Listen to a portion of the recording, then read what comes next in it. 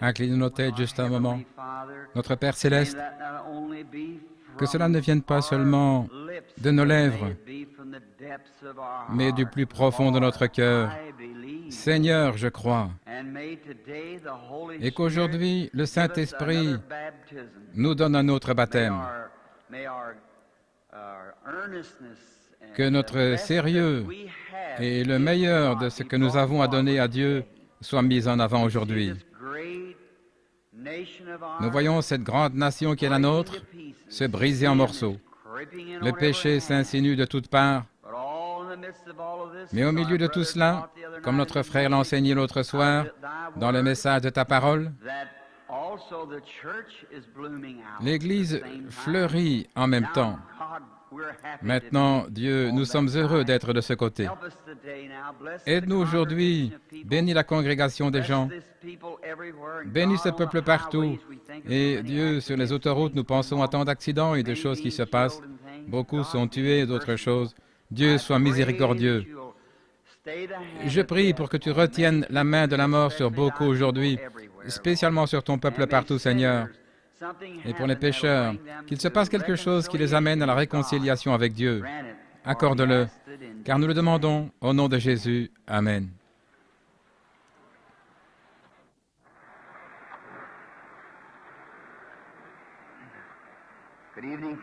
Bonsoir les amis, je suis très heureux d'être ici ce soir, ou plutôt cet après-midi.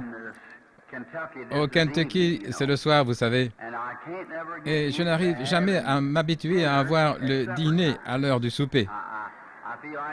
J'ai l'impression d'avoir perdu un repas quelque part. C'est toujours le petit déjeuner, le dîner et le souper. Et on essaie de me dire que mon dîner se termine à 6 heures.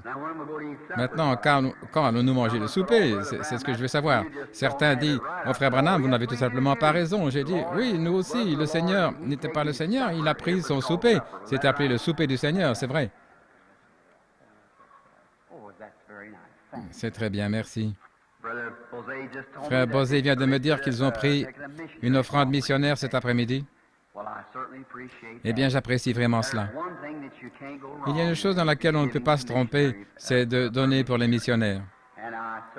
Et je l'apprécie certainement du plus profond de mon cœur.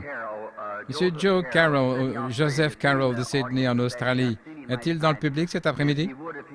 Je l'ai vu hier soir, s'il veut bien lever la main quelque part. Joe Carroll de Sydney, Australie. Êtes-vous ici, frère Carroll? Levez-vous. Je veux que vous rencontriez le gérant, M. Baxter, dans l'aile gauche tout à l'heure. Je ne sais pas, il était à la réunion hier soir. C'est un de mes amis très personnels. Je suppose qu'il n'est peut-être pas à la réunion de l'après-midi. Maintenant, revenons à l'offrande missionnaire. Nous vous en sommes très reconnaissants. Nous savons que lorsque vous faites un travail missionnaire, vous faites exactement ce que le Seigneur a dit, n'est-ce pas? Car il a dit, « Allez dans le monde entier et prêchez l'Évangile à toute créature. » Et c'est l'ordre général de Jésus-Christ. Et nous savons donc que c'est juste. Nous ne pouvons pas nous tromper lorsque nous faisons un travail missionnaire. Et maintenant, pour nous-mêmes, c'est ce que je ferai avec tout l'argent que je trouve en dehors de ce que je dois manger. Et peut-être parfois, je vois un petit quelque chose qui doit être fait. Une pauvre femme sans charbon ou autre. Je n'enlève pas ça aux missionnaires. Je le prends sur moi, parce que c'est l'argent de Dieu, le missionnaire, et ces choses. Je pense que les dîmes et ce genre de choses, nous devrions être très stricts sur ce que nous en faisons, car c'est l'argent de Dieu. Et dès que nous en réunissons assez pour aller outre-mer, alors nous partons. Avant, quand il y avait beaucoup d'argent, nous allions dans une ville.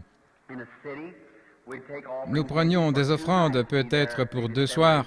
Après 7 ou 8 soirées, nous avions assez d'argent pour payer toutes les dépenses, alors nous ne prenions plus d'offrandes et nous laissions ainsi. Et puis peut-être que le dernier soir, nous faisions une offrande d'amour.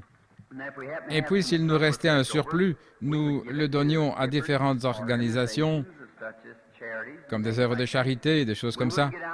Nous ne sortions pas de la ville avant qu'ils nous appellent Holy Rollers, ou les guérisseurs divins.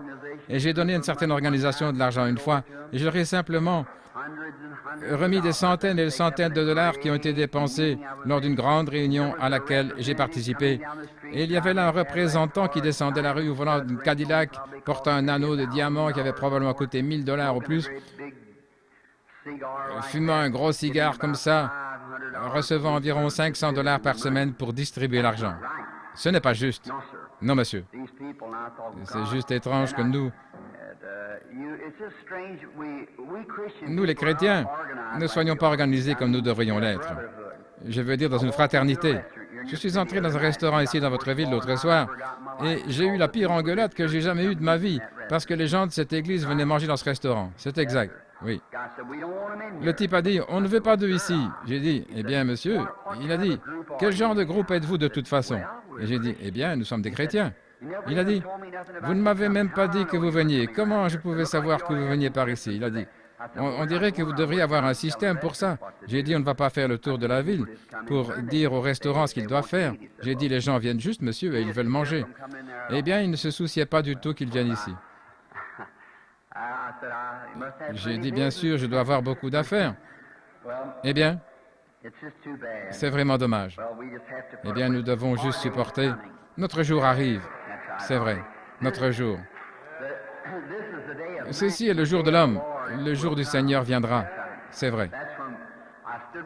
Je suis resté une fois debout pour regarder le défunt président Roosevelt quand il est venu dans une petite ville chez nous à New Albany, en Indiana. J'ai travaillé là-bas sur les grandes lignes comme monteur de ligne.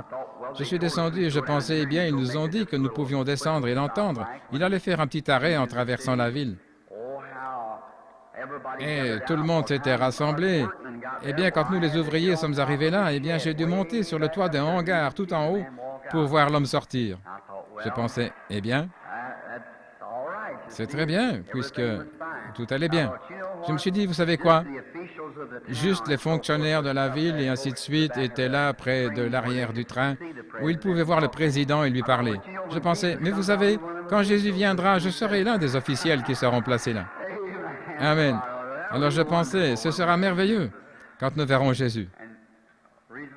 Et récemment, M. Baxter ici,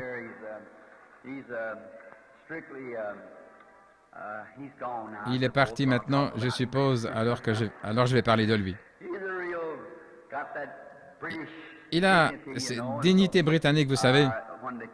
Et donc, quand le roi, vous savez, le défunt roi, celui pour lequel j'ai prié, avait été guéri de la sclérose en plaques, de la thrombosclérose plutôt, et quand il était au Canada, il descendait dans la rue, où frère Baxter est canadien, vous savez, et il descendait la rue où le roi défilait et sa reine était là, vous savez, avec sa belle robe.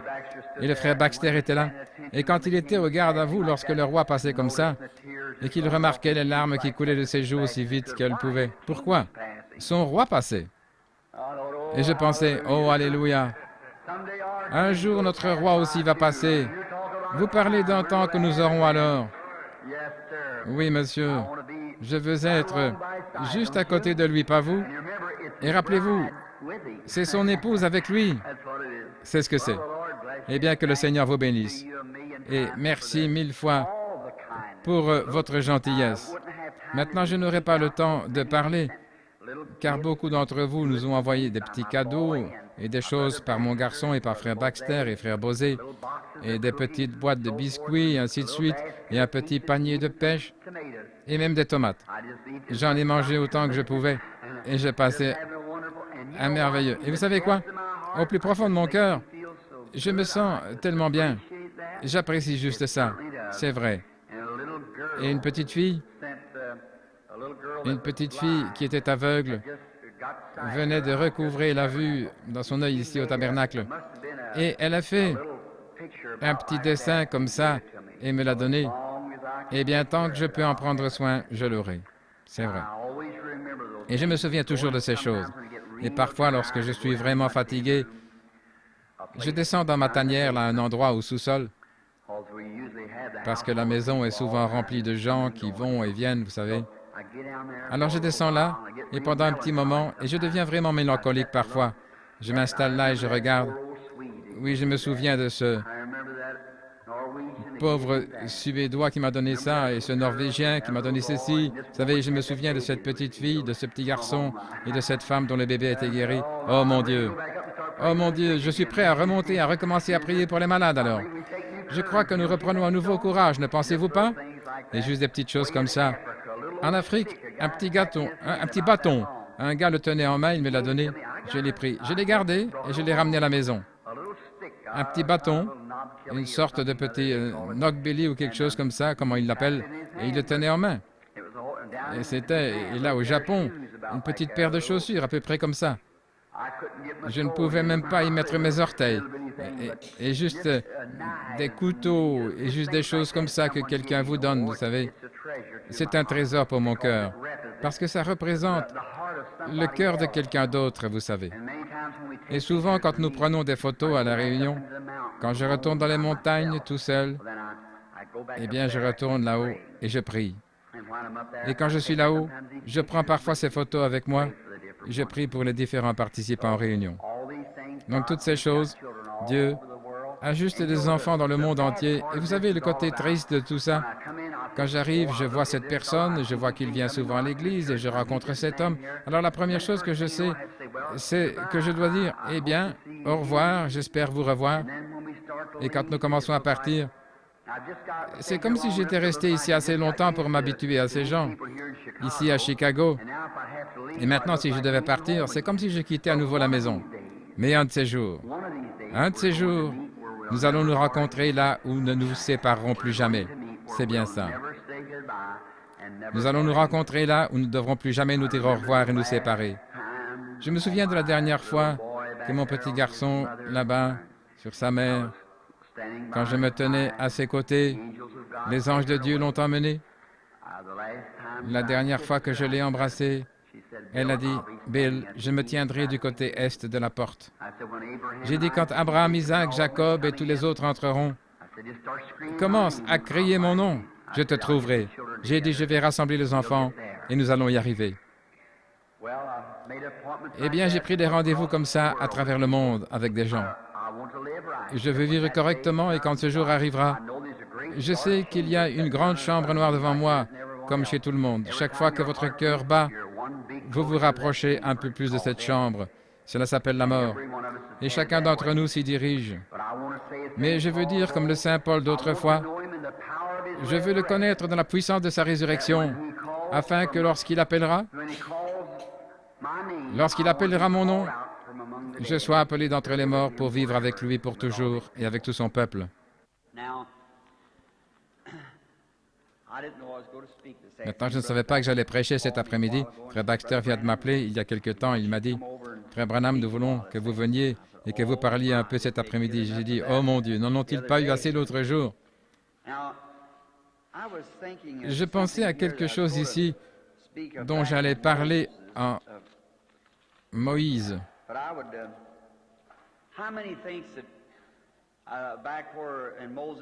Combien se souviennent de Moïse quand Dieu lui a dit, « Qu'est-ce que tu as là dans la main? » Il a dit, « C'est un bâton. »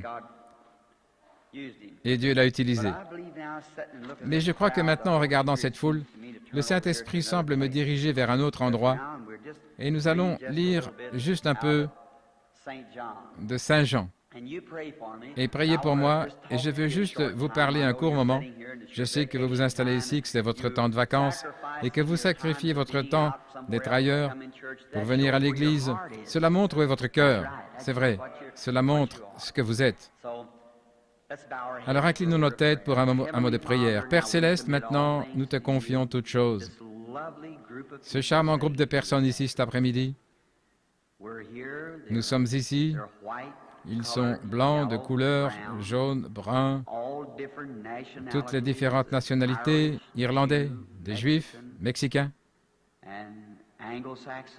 anglo-saxons et tout. Nous sommes ici tous ensemble, groupés, tous remplis de l'Esprit, attendant la consolation de l'Église, la seconde venue de Jésus-Christ. Cela pourrait arriver aujourd'hui. Quelle heure glorieuse pour que cela ait lieu. Et Père, je prie pour que nos cœurs soient émus en pensant à cela. Car tu as dit, lorsque les signes que nous voyons apparaître maintenant, de relever nos têtes. Notre rédemption est proche. Et je prie simplement, oh Dieu, que tu bénisses l'Église, frère Bosé, l'Église de Philadelphie, qui parraine la réunion ici. Dieu, nous prions pour que tu leur donnes la très grande abondance. Et bénis ce tabernacle, Seigneur, ce grand endroit ici, où beaucoup de tes serviteurs qui sont sous ton autel aujourd'hui, là avec toi, ont prêché dans cette même chair, ce merveilleux grand évangéliste Billy Sunday et Paul Rader, et beaucoup d'autres qui ont traversé le Jourdain.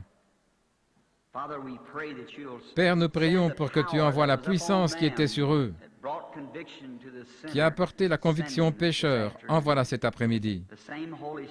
Le même Saint-Esprit vit et règne toujours, veillant sur l'œuvre. Moi, le Seigneur, je l'ai planté, je l'arrose jour et nuit, de peur que quelqu'un ne l'arrache de ma main. Accorde le Père. Bénis le pasteur ici. Bénis tous les anciens, les diacres, tout le reste. Bénis-les ensemble et les laïcs. Bénis-les. Pardonne-nous nos péchés et bénis chaque Église qui est représentée, chaque organisation et chaque corps. Car nous ne sommes pas divisés, nous sommes tous unis en Christ. Maintenant, aide ton humble serviteur cet après-midi, Seigneur.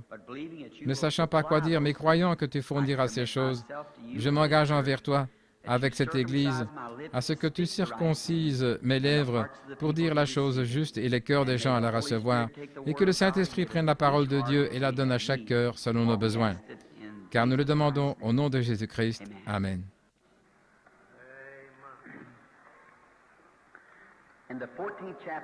Dans le 14e chapitre de Saint Jean, qui est un endroit très familier, que les gens lisent partout, beaucoup de gens, c'est leur chapitre préféré. Je suppose que si je demandais cet après-midi combien de personnes préfèrent ce chapitre, beaucoup de mains se lèveraient dans le bâtiment. Combien au juste? J'ai vu certains d'entre vous lever la main. Le 14e chapitre de Saint Jean, l'un des chapitres préférés. C'est un chapitre très consolant. Maintenant, je désire en lire les 7 ou 8 premiers versets, et ensuite, si le Seigneur le veut, nous en parlerons un peu. Maintenant, je veux annoncer, ce soir, c'est la soirée de clôture. Maintenant, il y aura une grande expectative ce soir. Vous verrez probablement plus d'œuvres du Seigneur ce soir que n'importe quel autre soir. C'est toujours comme cela dans les réunions parce que les gens, s'ils veulent croire, ils doivent le faire maintenant. C'est tout. Il faut que ce soit maintenant ou pas du tout, et c'est là que vous voyez habituellement la plus grande réunion, c'est le dernier soir.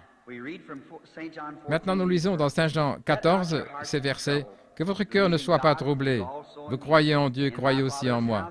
Dans la maison de mon Père, il y a plusieurs demeures. S'il n'en était pas ainsi, je vous l'aurais dit. Je vais vous préparer une place. Et si je vais vous préparer une place, je reviendrai vous recevoir en moi-même, afin que là où je suis, vous y soyez aussi. Et vous savez où je vais, et vous connaissez le chemin. Thomas lui dit, « Seigneur, nous ne savons pas où tu vas, et comment pouvons-nous connaître le chemin ?» Jésus lui dit, « Je suis le chemin, la vérité et la vie. Nul ne vient au Père que par moi.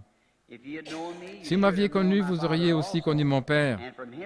Et désormais, vous le connaissez et vous l'avez vu. » Philippe lui dit, « Seigneur, montre-nous le Père, et cela nous suffit. » Que le Seigneur ajoute ses bénédictions à ses paroles.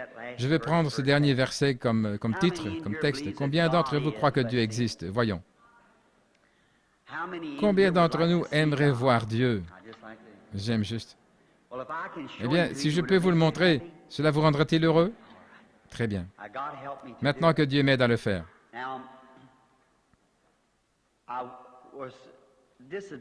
Maintenant, j'étais désavantagé. Beaucoup de gens m'ont posé des questions sur la photo de l'ange du Seigneur. Combien ici ne l'ont jamais vue? Voyons vos mains. Qui n'a jamais vu la photo qui a été prise? Il y a un groupe d'entre vous ici qui ne l'a jamais vue. Nous l'avons, mais je n'ai pas pensé à la porter cette fois-ci. Maintenant, elle a été prise scientifiquement. Ce n'est pas ma photo. Elle appartient à l'Association américaine des photographes. Et nous étions très reconnaissants que le Seigneur vienne se faire photographier avec nous. C'était lors d'une réunion et d'une discussion. Un prédicateur baptiste avait dit que la guérison divine n'existait pas, que le temps des miracles était passé, et il était venu pour débattre de la question, et vous connaissez l'histoire, et l'ange est venu. Et j'ai dit, « Je ne peux pas être un guérisseur, monsieur, pas plus que vous ne pouvez être un sauveur. Mais j'ai dit, Dieu ne témoigne jamais d'un mensonge, il témoigne de la vérité. Et si je témoigne de la vérité, Dieu témoignera de moi. Je n'ai fait que dire cela, et quelque chose a fait. Et le voilà qui est descendu. Et il était là juste au-dessus de moi comme ça, l'ange du Seigneur, debout, avec 30 000 personnes qui le regardaient. Ils ont pris la photo et l'association a pris la photo. Ils ont dit, ça ne peut pas être la psychologie. Ils sont allés l'examiner, ils l'ont mise dans l'acide, ils l'ont testé. L'homme a eu une crise cardiaque, il a testé la photo et ils l'ont apporté à George J. Lacey, le chef du FBI. Et il l'a examiné pendant 4 jours et a déclaré que c'était un être surnaturel qui avait frappé la lentille. Vous voyez, juste à ce moment-là, ne vous inquiétez pas. Si Dieu vous envoie, allez-y. Vous voyez, Dieu s'occupera du reste. N'est-ce pas merveilleux? Cherchez d'abord le royaume de Dieu et sa justice. Toutes les autres choses seront ajoutées. Ne pas vous inquiéter. Dieu a tout.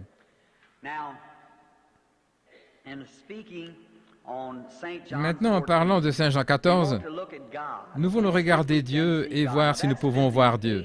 Maintenant, c'est la question depuis des années. Si seulement je pouvais voir Dieu. Nous allons y regarder cet après-midi et le voir. Nous aurons peut-être le temps de regarder Dieu de 3 ou 4 façons, puis nous verrons si nous pouvons voir Dieu venir ici même dans le bâtiment. Très bien. Prenons Dieu dans son univers, Dieu dans sa parole, Dieu dans son Fils, et puis ramenons Dieu dans son peuple. Et voyons s'il n'est pas là dans son peuple aussi. La première chose à laquelle nous voulons penser, c'est que tout le monde a toujours désiré voir Dieu. Job a voulu le voir une fois. Il a dit, « Oh, si seulement je savais, en d'autres termes, où il habite, je pourrais aller frapper à sa porte et il me laisserait entrer. » Et puis Dieu a dit à Job, il a dit « Saint terrain », car il allait lui parler. Et Dieu est descendu dans un tourbillon et il a parlé à Job. Et j'aime cette partie-là. Il a dit, « Où étais-tu quand j'ai posé les fondations du monde ?» Oh là là, Job pensait qu'il était quelqu'un. Et vous savez, le meilleur moyen de monter est de descendre. C'est bien ça? Et vous entendez des gens qui sont toujours, vous savez, en train de se vanter et ainsi de suite sur notre grande église. Et tu te souviens, mon frère, regarde dans le champ de blé. Un épi lourd bien rempli s'incline toujours. C'est bien ça? Un épi de blé s'incline. C'est ce qui se dresse, qui s'agite, et c'est juste une cloque, il n'y a rien là-dedans. Alors, Job commence à penser de cette façon, il était une grande personne, et Dieu a dit, « Maintenant, où étais-tu quand j'ai posé les fondations du monde? Où sont fixées les extrémités? Déclare-le-moi. » Et il s'est ceint les reins, et Dieu est descendu et lui a parlé dans un tourbillon. Mais le cœur de Job avait faim de voir Dieu. Oh, comme il avait envie de le voir. Et tout être humain a envie de le voir. Il n'y a pas longtemps, un excellent prédicateur presbytérien me parlait sur la côte ouest. Il a dit, « Révérend Branham, des sectes comme la vôtre. » J'ai dit, « Oui, monsieur. » Il a dit, « Ils viennent avec cette guérison divine et des trucs comme ça. Nous étions autrefois une église puissante le long de la côte ouest. Et vous savez ce qui a brisé nos églises? » J'ai dit, « Non. » Il a dit, « Ce qui a brisé nos églises, c'est la science chrétienne. » Ils viennent, j'ai dit, exactement. Les gens, chaque personne est un être surnaturel qui a faim et soif de quelque chose. Et si vous ne lui donnez pas la bonne chose à manger, s'il a faim, il mangera dans une poubelle. C'est exact. Si vous, les presbytériens, aviez prêché le plein évangile et dit la vérité, il n'y aurait pas eu de science chrétienne, ni aucune autre secte. Si l'Église se laisse aller, c'est ce qui provoque ces choses. Je ne dis rien contre la science chrétienne, je ne dis rien contre l'Église de personne. Je dis que ce dont nous avons besoin aujourd'hui, c'est d'un bon vieil évangile exposé, l'évangile complet exposé aux gens. Et c'est exactement ça, sans les auspices de telle ou telle Église, juste l'évangile prêché dans sa simplicité. Et Jésus a dit, si je suis élevé, j'attirerai tous les hommes à moi. Maintenant, parlons de ce grand patriarche Job, comment il voulait voir Dieu. Et je pense à lui, le grand homme qu'il était. C'était un grand homme. Et tous les princes de l'Orient, quand il entrait dans la ville, ils se prosternaient devant lui comme ça. Et puis Satan a dit un jour, je vais te montrer que je peux le faire te maudire en face. Et comment? Il a fait tout, sauf ça. Il a maudit le jour de sa naissance. Il a dit que les étoiles ne brillent pas la nuit, ni le soleil le jour. Mais il n'a pas maudit Dieu. Donc je le vois accablé de furoncles et sur le tas de cendres. Oh, j'ai prêché sur ce sujet une fois pendant environ 3 semaines. Et plusieurs lettres sont arrivées disant, « Dites, frère Branham, quand allez-vous sortir Job du tas de cendres ?» Je le garde sur ce tas de cendres parce que c'était l'heure de sa décision. C'était juste le moment crucial. Et assis là, à gratter ses furoncles, et quel spectacle misérable! Il avait perdu ses enfants, il a perdu la santé, il a perdu ses biens, ses chameaux, tout ce qu'il avait était parti. Et il était là, pauvre, à gratter ses furoncles avec un morceau de jarre ou quelque chose comme ça. Et sa femme s'est même retournée contre lui. Elle est venue à la porte et a dit, « Job, pourquoi ne pas maudire Dieu et mourir? En d'autres termes, tu as l'air si misérable. » J'aime ça. Job a dit, « Tu parles comme une femme insensée. » Maintenant, il n'a jamais dit qu'elle était folle, mais elle parlait comme une folle, voyez. Il a dit, « Tu parles comme une folle. » Le Seigneur a donné et le Seigneur a repris. Béni soit le nom du Seigneur. Oh, c'est comme ça que j'aime le voir. Béni soit le nom du Seigneur. Il avait vu Dieu. Dieu est descendu dans un tourbillon et lui a parlé. Voyez, et il savait que Dieu était. Et j'aime aussi cette partie. Et alors, voici venir ce petit prince Élihu. Et si nous avions le temps de sortir ce nom, Élie, là, Yahweh, etc., qui est le représentant de Dieu, c'est-à-dire Jésus-Christ. Il est venu voir Job et il l'a corrigé pour ce qu'il avait dit. Il a dit, « Ne méprise pas ma jeunesse maintenant. » Mais il a dit, « Tu accuses Dieu de quelque chose qui n'est pas juste. » Alors il a commencé à redresser Job. Il n'a pas accusé Job comme les membres de son Église. Maintenant, il a fait venir un groupe de membres de l'Église et ils se sont installés en lui tournant le dos pendant 7 jours. Quel réconfort! L'accuser d'être un pécheur secret. Mais Job savait qu'il n'avait pas péché. Vous savez ce qu'il y a dans votre cœur, tout le monde le sait. Et pendant qu'il était là, le dos tourné, leur dos tourné comme ça, Job dans sa misère. Mais ce petit gars n'a pas essayé de l'accuser. Il ne l'a pas accusé d'être un pécheur secret. Mais il a essayé de lui parler de quelqu'un qui allait venir, qui se tiendrait dans la brèche et qui ouvrirait la voie. J'ai souvent pensé à Job 14, à la façon dont Dieu lui a parlé au sujet des fleurs et de tout le reste. Et Job regardait, il a dit, « Il y a de l'espoir dans un arbre s'il meurt, il revivra. » Avez-vous déjà remarqué? Ma première Bible était dans la nature, et Dieu habite dans son univers, dans sa nature. Vous prenez, vous les femmes par ici, vos fleurs dans un jardin. Après un certain temps, dans un mois environ, le gel frappera les petites plantes. Oh, certaines d'entre elles seront jeunes, à peine nées, et d'autres vieilles. Mais quand le gel les frappe, elles disparaissent. Il penche sa petite tête, et les pétales tombent, les feuilles tombent, la petite graine sort, et puis il y a un cortège funèbre. Les cieux pleurent juste les pluies d'automne. Ce sont juste des larmes qui tombent du ciel et qui enterrent la petite graine. Le froid de l'hiver arrive. Il gèle à une profondeur de 10 cm et alors la petite tige est partie, le bulbe est parti, la feuille est partie, le pétale est parti, la petite graine noire à l'intérieur est gonflée et éclatée et la pulpe s'écoule. Maintenant tout s'en est allé. La bulbe, la graine, tout le reste a disparu. Mais ce n'est pas la fin de la fleur. Aussi sûr que ce chaud soleil commence à briller, bien que la pulpe soit partie et tout le reste, il y a un petit germe de vie posé là, qu'aucun homme n'a jamais trouvé et ne trouvera jamais. Cette fleur revivra. Et si Dieu a fait en sorte qu'une fleur puisse revivre, combien plus a-t-il fait en sorte qu'un homme puisse revivre? Parce qu'il a été créé à l'image de Dieu. Oh, je pense que c'est merveilleux de regarder Dieu dans son univers, comment il se déplace parmi la nature et ainsi de suite. Il n'y a pas longtemps, en parlant avec un prédicateur méthodiste, nous mangions de la crème glacée ensemble. Et l'heure agricole est arrivée, et ils ont dit, le petit club 4H là, a mis au point une machine qui peut produire du maïs si parfait qu'on ne peut pas le distinguer du grain de maïs qui a poussé dans les champs. Il a dit, vous pouvez prendre une poignée de maïs qui a poussé dans le champ et une autre qui est sortie de cette machine, les mélanger, et il est impossible de les distinguer. Emmenez-les au laboratoire, ouvrez-les, et la peau aura probablement l'air aussi épaisse. Chaque grain contient la même quantité d'humidité, de potasse, de calcium et tout le reste. Le pain de maïs sera tout aussi bon. Les flocons de maïs seront tout aussi bons dans les deux sacs. La seule façon de voir la différence, c'est de les enterrer. Les deux vont pourrir, mais celui que l'homme a fait est fini. Celui que Dieu fait a un germe de vie en lui et il revit. J'ai dit, tenez ma main, prêcheur, je vais vous mettre dans l'embarras. Vous pouvez prendre deux hommes.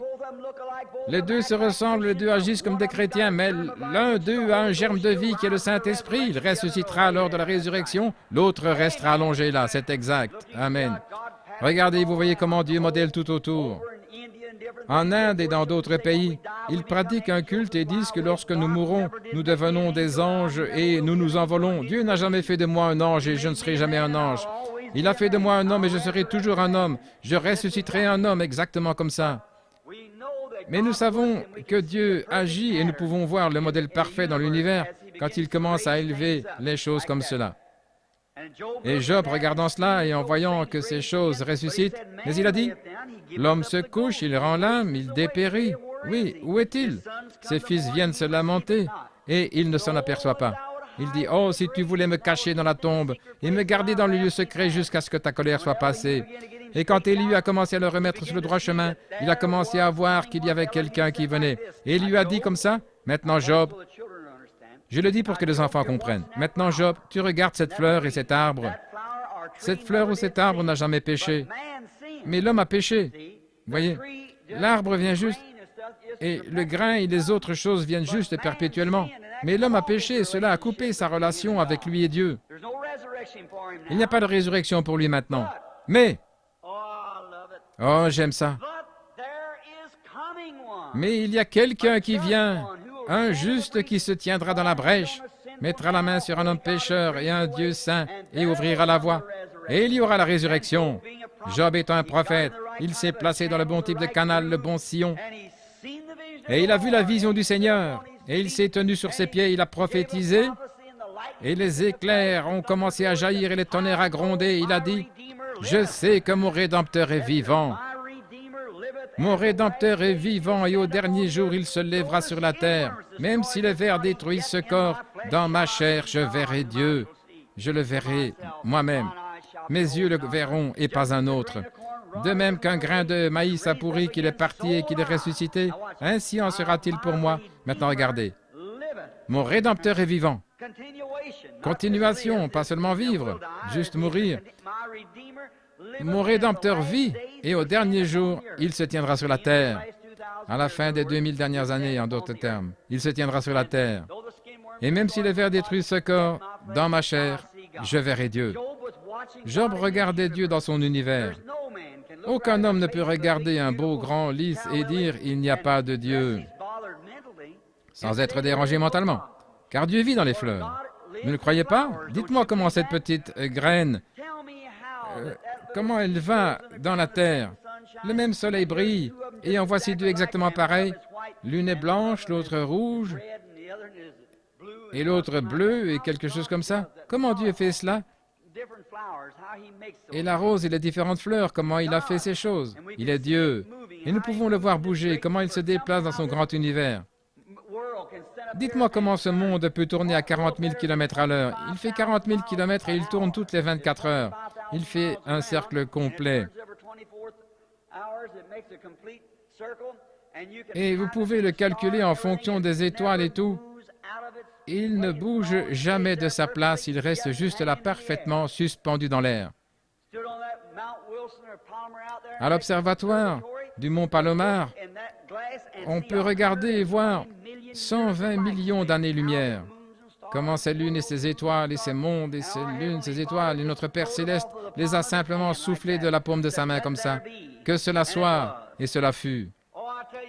Oh, je vous le dis, quand vous parlez de Dieu et que vous essayez de le réduire à l'idée de quelqu'un, il est tellement, comme le chant chrétien que nous chantions quand j'étais pasteur, Jésus est si haut qu'on ne peut pas le dépasser, si profond qu'on ne peut pas passer sous lui, si large que tu ne peux pas le contourner. Alors, ouvre ton cœur et laisse-le entrer. Lorsque vous ne pouvez pas passer au-dessus de lui, ni en dessous, ni autour de lui, et pourtant, Votre cœur le contient, quelle merveilleuse pensée, comme il est merveilleux. Mais Dieu dans son univers, comment il gouverne les choses, comment il se déplace et ses mouvements et les choses, et tout lui obéit, tout. Il peut dire à l'étoile de faire ceci, elle le fera. Il n'y a qu'un seul qui ne lui obéit pas et c'est l'homme. L'homme en sait plus que lui. Alors il a ses propres idées et il n'écoute pas Dieu. Mais si un homme ouvre simplement les yeux et regarde autour de lui, vous pouvez voir Dieu partout. Je me souviens qu'il n'y a pas longtemps, quand j'étais un petit garçon, la première Bible que j'ai lue, c'était de regarder la nature. Je pouvais voir comment Dieu se déplaçait et comment il faisait les choses, et je savais qu'il y avait un Dieu. Un jour, mon père et moi étions en train de labourer du maïs. Un orage s'est levé. Et je me souviens que papa a dit, nous n'avions pas encore vu l'orage, mais les chevaux ont commencé à s'ébrouer et à avancer. J'ai dit, papa, qu'est-ce qu'il y a? Il a dit, fils, il y a une tempête qui arrive. J'ai dit, un orage se prépare. Il faisait aussi clair que possible. Il a dit, tu sais, fiston, il y a quelque chose d'étrange. Mais les chevaux ont un instinct qui leur permet de dire exactement s'il y a une tempête qui arrive. Il a dit, Dieu Tout-Puissant a fait un chemin pour eux afin qu'ils puissent se mettre en sécurité. Eh bien, je pensais, c'est merveilleux. Et nous n'avions même pas labouré 2 tours de plus jusqu'à ce que les éclairs éclatent et que la tempête se lève. Eh bien, si Dieu a donné à un cheval la connaissance suffisante pour se mettre en sécurité, combien plus devrait-il donner à une église qui est née de nouveau? Ne pensez-vous pas? Comment Dieu a doté ce cheval d'instinct? Ici, il n'y a pas longtemps, je plantais des haricots. Et combien savent ce qu'est une marmotte? Dans le sud, on l'appelle une marmotte, un petit bonhomme. Et aussi vite que je plantais. Alors, ce petit bonhomme les mangeait. Et je ne pouvais aller nulle part. J'allais là et il y avait ces petits sentiers qui descendaient là où ils les avaient tous creusés. Ils vivaient dans un trou là-bas, je ne voulais pas tirer sur le petit gars. Alors je me suis dit que j'allais m'amuser avec lui. Alors j'ai planté une autre rangée de haricots et je pensais je vais m'occuper de toi. Et j'ai pris un sac et une plante et j'ai dessiné quelque chose de très laid là-dessus. Et j'ai essayé de le rendre laid. Et frère, je suis loin d'être un artiste, je vous le dis. J'essayais d'enseigner un soir sur un tableau et j'avais dessiné un chien et personne ne savait ce que c'était. Et j'ai dû écrire par-dessus « c'est un chien » pour qu'ils puissent le savoir. Vous pouvez donc imaginer à quoi ressemblait ce dessin. Des grandes oreilles et tout le reste. J'ai dit, j'ai mis des haricots dans un sac et je l'ai attaché à un bâton et le vent soufflait et je pensais, quand il verra ça, il va courir. Alors je me suis mis à l'abri dans les buissons et je regardais ce petit gars avec des jumelles. Il était là, tout près de moi. Et puis, j'ai vu le petit bonhomme. Il est sorti de son trou, vous savez. Et il a regardé tout autour. Et il n'a vu personne. Et juste là, en bas de la route, il est arrivé à ce sac. Et il s'est arrêté. Et il a regardé le sac. Il a tourné sa petite tête sur le côté. Il a levé la tête. Il s'est dit, c'est une image très laide. Et il s'est approché un peu plus près. Il a regardé. Puis il a reculé. Et tout d'un coup, le vent s'est mis à souffler. Oh mon Dieu. Et il s'est retourné à regarder. Il a regardé à nouveau. Et il s'est approché à nouveau. Et il a regardé. Il s'est dit, il y a des haricots derrière ce sac, vous savez. Il s'est approché de ce sac et il a frappé avec sa patte et ça fait un bruit. Il a fait un bond en arrière.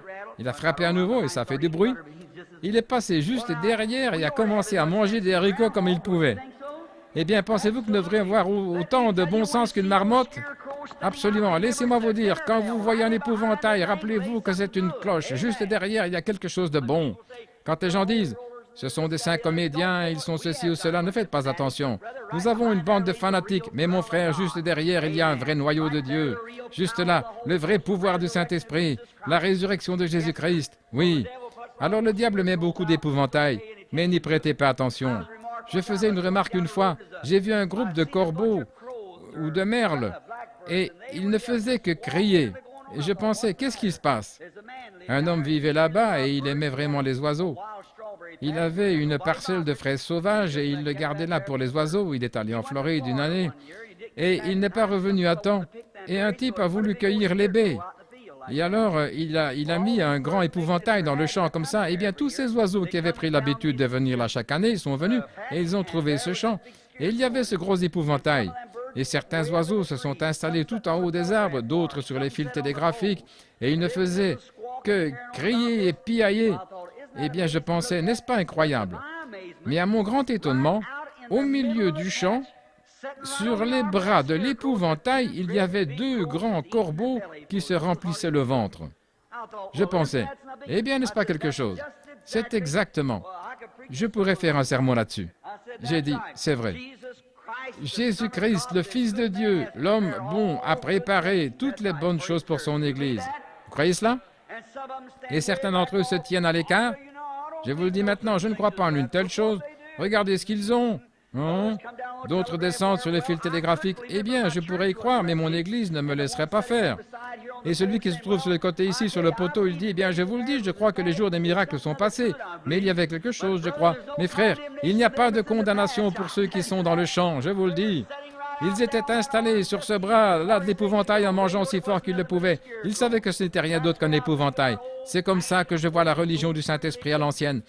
Mon frère, je me fiche de savoir combien de fanatiques il y a à droite ou à gauche. Je reste sur la route du calvaire. Je mange la puissance de Dieu comme il m'envoie. Je me réjouis en passant un temps formidable. Amen. Maintenant, je commence à me sentir religieux.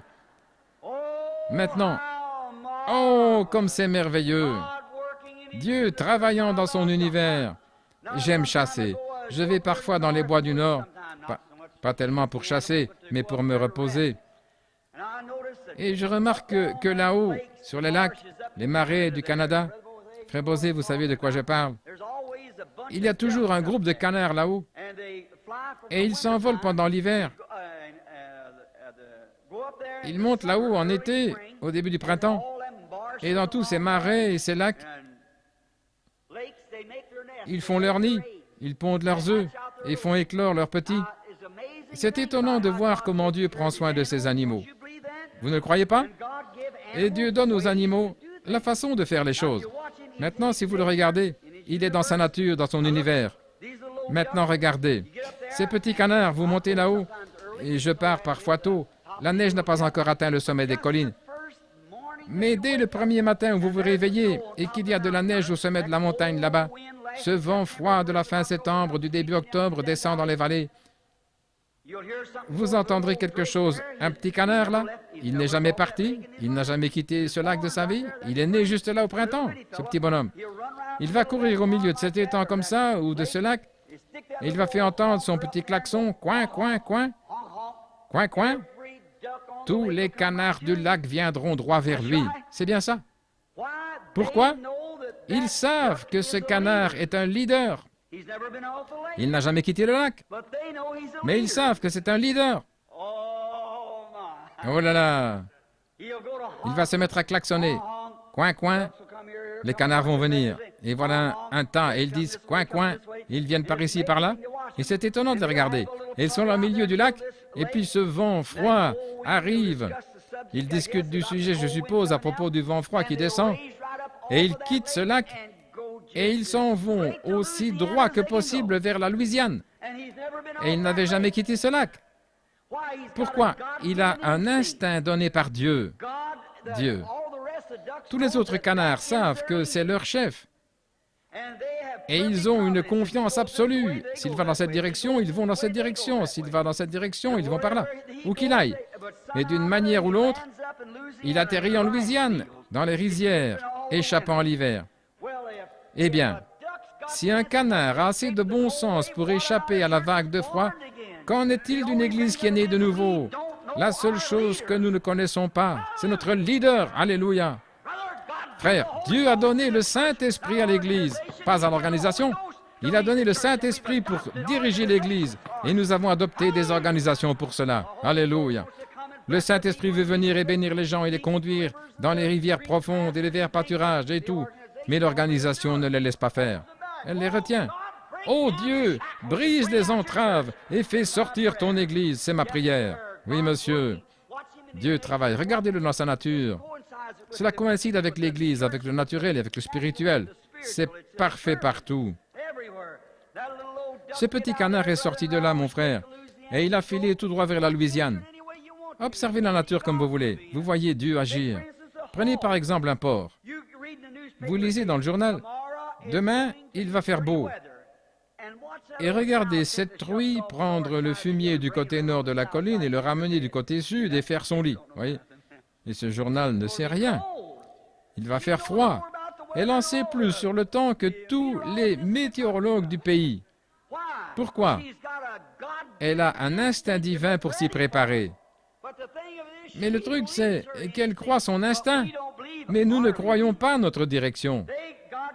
Dieu leur a donné l'instinct, il nous a donné le Saint-Esprit. Et si ce petit canard disait, « Bon, attendez, je vais voir ce que Joe en dit ici », il ne serait jamais arrivé en Louisiane. Certainement pas. Il doit suivre le chemin qu'on lui trace. Et l'homme ne peut pas le guider. C'est le Saint-Esprit qui guide l'homme. Le Saint-Esprit, c'est une fraternité. Et si le vrai Saint-Esprit vous guide, vous saurez que c'est une fraternité. Amen. Oh là là. J'aimerais avoir 3 fois ma taille quand j'en arrive à me sentir comme ça. Peut-être que je pourrais me sentir 3 fois mieux que maintenant. Vous savez, ces petits après-midi me permettent de me défouler. Vous savez, les visions sont ce qui me tue le plus. Ça me rend si faible. Mais quand je sors d'ici, je peux rester ici, pendant une semaine comme ça. C'est bien. C'est ce que je reçois et c'est ce que je donne. Et je vais jusqu'au bec, je garde la bouche ouverte et je laisse couler en passant du bon temps. Maintenant, Dieu travaille. Dieu agit dans son univers. Vous le croyez? Il y a quelque temps, je chassais l'élan dans les montagnes. C'était au début de l'automne et la neige n'avait pas encore atteint le sommet des montagnes. Et quand la neige arrive, alors les wapitis descendent, mais il faut aller haut, très haut, près des bois pour atteindre les wapitis.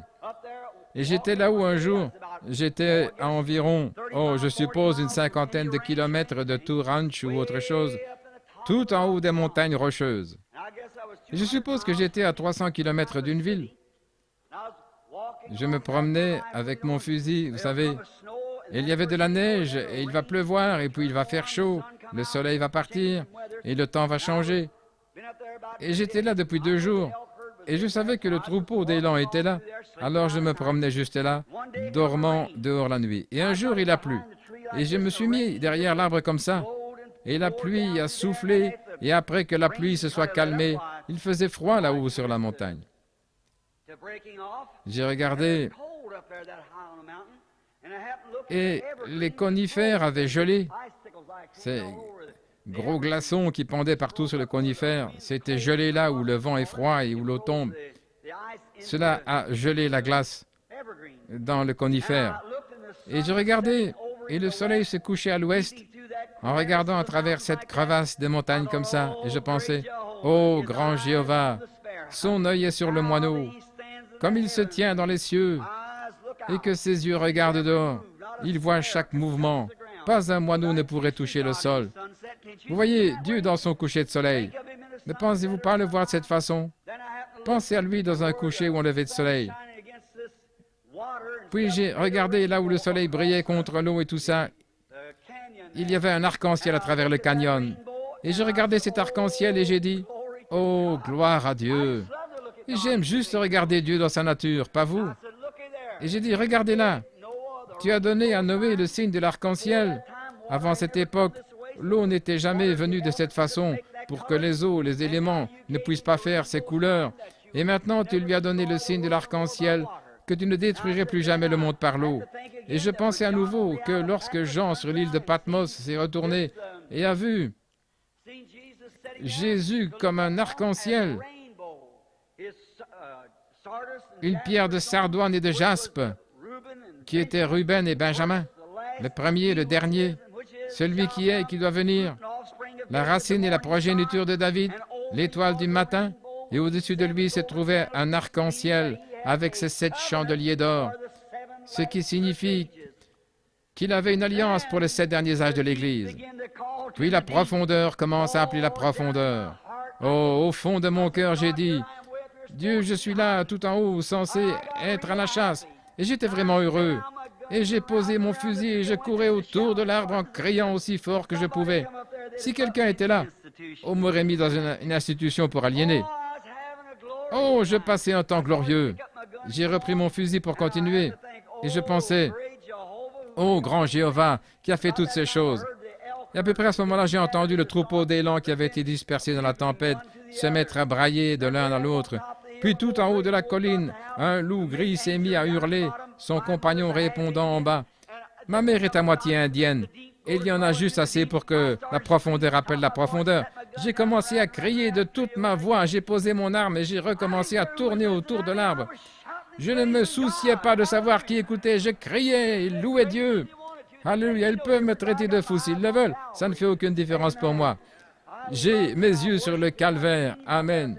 Je l'aime, je le vénère, je l'ai vu dehors. J'ai dit, mon Dieu, tu es là dans le coucher du soleil, dans l'arc-en-ciel. Tu es là dans le loup, te voilà dans l'élan. Et j'ai dit, gloire à Dieu. Tu es dans mon cœur. Je suis retourné autour de l'arbre, autour et autour et autour de l'arbre. Oh, je passais un moment formidable et je donnais des coups de pied dans les broussailles et tout le reste. Je me suis arrêté et j'ai dit, oh Seigneur, je t'aime, je t'aime. Pourquoi devrais-je quitter un endroit comme celui-ci, si merveilleux? J'ai entendu quelque chose, comme un mouvement en faisant tcha-tcha-tcha. Un petit écureuil des pins, on les appelle des petits valets de montagne, vous savez, à peu près comme ça. Un petit écureuil roux. La chose la plus bruyante qui soit. Ça me fait penser à beaucoup de ces types qui font beaucoup de bruit, mais rien à faire. Ils me regardent en disant tcha-tcha-tcha-tcha, comme s'il allait me mettre en pièces. Oh là là. Tu fais juste beaucoup de bruit et c'est tout ce qu'il y a. J'ai cru qu'il m'aboyait dessus. Mais j'ai découvert, pendant la tempête, qu'un grand aigle avait été forcé de descendre et qu'il se trouvait en bas. Et je l'ai vu sortir et je pensais, eh bien ici Seigneur, pourquoi as-tu placé ça devant moi, juste au moment où je crie et où je passe un si bon temps? Et je pensais, qu'est-ce que cet aigle est fait ici? Si vous regardez n'importe où, vous pouvez voir Dieu. Vous pouvez le voir n'importe où. Et je pensais, qu'y a-t-il de divin dans cet aigle? Parce que c'est un charognard, et oh, c'est un mauvais gars. Et je pensais, eh bien, qu'est-ce qu'il y a de divin chez cette chose? Et quand il est sorti, il a sauté sur la branche comme ça. Il a regardé le petit écureuil qui était là comme s'il allait le mettre en pièces. Il s'est retourné vers moi et je pensais, eh bien, c'est une position. Maintenant, Seigneur, où es-tu dans cette scène? Partout où vous regardez, vous pouvez voir Dieu. Et je pensais, il y a un petit écureuil de pin là qui chasse tout le gibier des bois et il n'est pas bon. Et ici, il y a un grand aigle qui, si vous tuez un cerf et le laissez là, l'aigle le mangerait en une nuit s'il le pouvait. Il est juste aussi méchant que possible. Et je pensais, où pourrais-tu être dans cette scène? Et j'ai dit, tu es partout pourtant. Où pourrais-je voir? Pourquoi Dieu a-t-il mis cette scène devant moi? Et j'ai regardé à nouveau. Et il se trouve que j'ai remarqué que cet aigle avait du courage. Il n'avait pas peur. Peu importe ce que je ferais ou quoi que ce soit, il était courageux. Et je pensais, c'est ça Dieu. Tu ne veux pas des lâches? Dieu veut des hommes et des femmes qui ont une colonne vertébrale au lieu d'un mollusque. Quand Dieu dit quelque chose, on le croit. C'est tout, c'est réglé. Si Dieu l'a dit, c'est que c'est vrai. N'est-ce pas vrai? C'est donc vrai. Très bien. Et j'ai dit, te voilà Seigneur. Tu veux quelqu'un qui sache vraiment de quoi il parle et qui soit prêt à défendre la vérité. Beaucoup de gens disent, j'accepte ma guérison, je crois que Jésus guérit, d'accord. Et à la première petite crampe qui vous frappe, vous êtes prêt à abandonner. Oh mon Dieu. Et vous dites, je crois au baptême du Saint-Esprit, vous criez, vous dansez dans l'église, et quand vous rencontrez un critique dans la rue, vous êtes aussi silencieux qu'une souris d'église, c'est vrai. Oh mon frère, ne vous taisez pas, criez. Si on vous prend la tête, soyez comme Jean-Baptiste, c'est ça. Tenez-vous pour la vérité. Et j'ai regardé cet aigle et je pensais, qu'est-ce qui te rend si courageux? Et j'ai dit, sais-tu que je pourrais te tirer dessus si je le voulais? Et lui, avec ses grands yeux gris, m'a regardé. Il n'avait pas peur de moi. Et je pensais, je suis sûr que tu n'as pas peur de cet écureuil. Et puis je pensais, j'ai attrapé mon fusil et j'ai dit, je pourrais te tirer dessus. Je l'ai remarqué, il a sauté, il m'a regardé à nouveau. Je pensais, eh bien, qu'est-ce qui te rend si courageux? Comment peut-il être si courageux? Je ne comprends pas. Et j'ai remarqué, voici ce qui le rendait courageux. Je l'ai vu bouger ses ailes comme ça, tâter ses ailes pour voir si elles étaient en bon état. J'ai dit merci Seigneur, merci Seigneur. Amen. Quelqu'un a dit il n'y a pas longtemps, frère Branham, n'avez-vous pas peur sur cette plateforme de faire une erreur et de dire à quelqu'un une mauvaise chose? Oh non, pas tant que je peux le sentir avec moi. C'est exact. Tant qu'il est là, tout va bien. C'est très bien. Tant qu'il est là. Le bateau est sous contrôle. Et je le regardais bouger ses ailes. Et je pensais, eh bien, dites-moi. Il regardait tout le temps en l'air pour voir à quelle distance se trouvait la limite des arbres. Il savait que si jamais il entrait dans cette forêt, je ne le verrais jamais dans le viseur du fusil. Donc il était juste là à me regarder. Et il me regardait.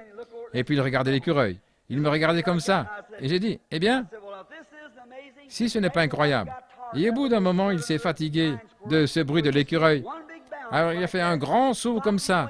Il a déployé ses ailes 2 fois et il a traversé la forêt d'un bout à l'autre. Il n'a plus jamais battu des ailes une autre fois. Il a juste étendu ses ailes et il savait comment surfer sur les vagues d'air qui descendaient. Il est juste monté. Il n'a pas battu des ailes en essayant de s'élever. Il a simplement étendu les ailes et il s'est envolé jusqu'à ce que je ne puisse même plus le voir. Il s'est volatilisé, laissant derrière lui ce bavardage terrestre. Je pensais, alléluia, j'ai lâché mon fusil et j'ai tourné encore autour de l'arbre. Je pensais, c'est ça Seigneur, c'est ça. Fais-moi savoir comment mettre mes ailes dans la puissance de Dieu.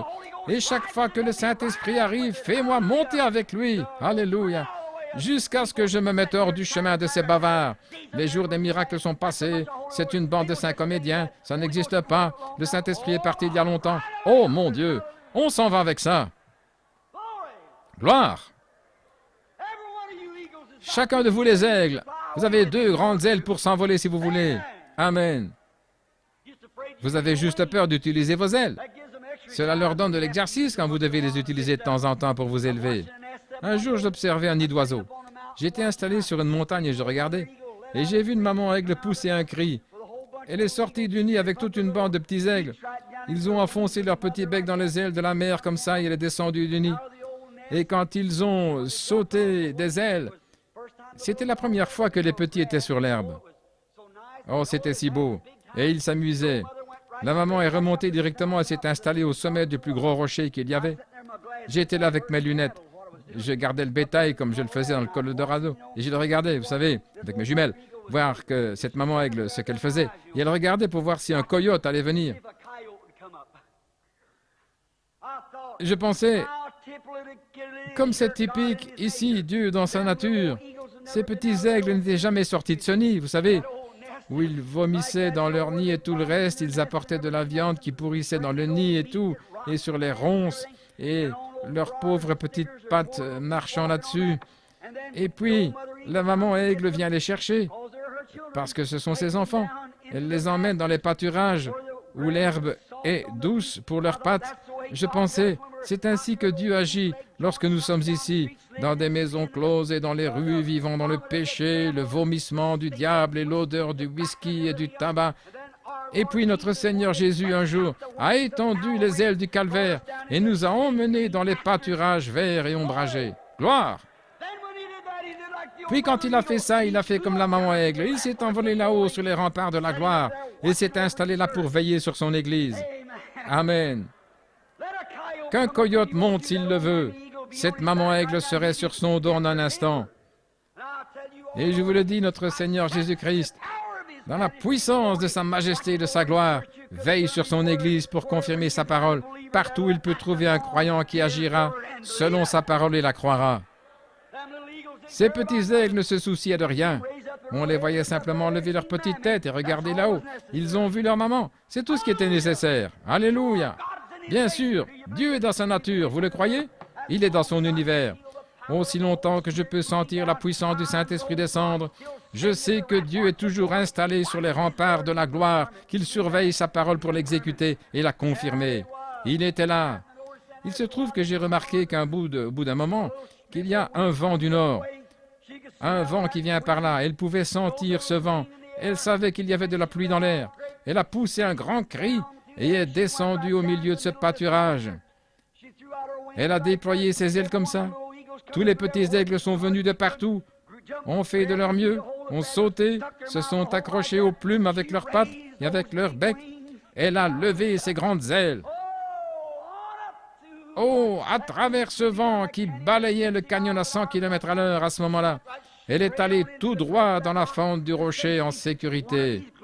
Un de ces jours glorieux, alors que ces petits aigles insouciants dans la puissance de Dieu, alléluia, se nourrissant merveilleusement des bonnes choses de Dieu. Et un de ces jours, Jésus fera entendre un cri du ciel descendant. Quand le danger et les bombes atomiques seront sur le point de tomber autour de Chicago, il déploiera ses grandes ailes aimantes comme ça, et nous nous en irons à travers les tempêtes, alléluia, dans la maison de mon Père, où il y a beaucoup de demeures préparées prête pour les racheter. Alléluia. Mon frère, j'ai l'impression d'être un holy roller, un saint comédien en ce moment. Oui, monsieur. Je me sens vraiment bien. Comment Dieu agit dans son univers. Comme il agit dans sa nature. Il n'y a pas longtemps, je tenais une réunion. Enfin, juste avant de me lancer dans ces campagnes de guérison. J'étais un prédicateur baptiste, vous le savez tous. Très bien, j'étais dans l'église baptiste de Milltown. Frère Ryan, nous y sommes allés plusieurs fois ensemble. Je restais là-haut chez le frère Wright. Et chaque soir, il y avait un rossignol qui se posait là. Ce gaillard chantait toute la nuit. Vous savez ce que c'est un rossignol? Et oh, il chante sans arrêter. Notre champ, là où nous vivons maintenant, en est rempli. Je lève la fenêtre vers 2 heures du matin et je les écoute chanter. Et je pensais, qu'est-ce qu'il...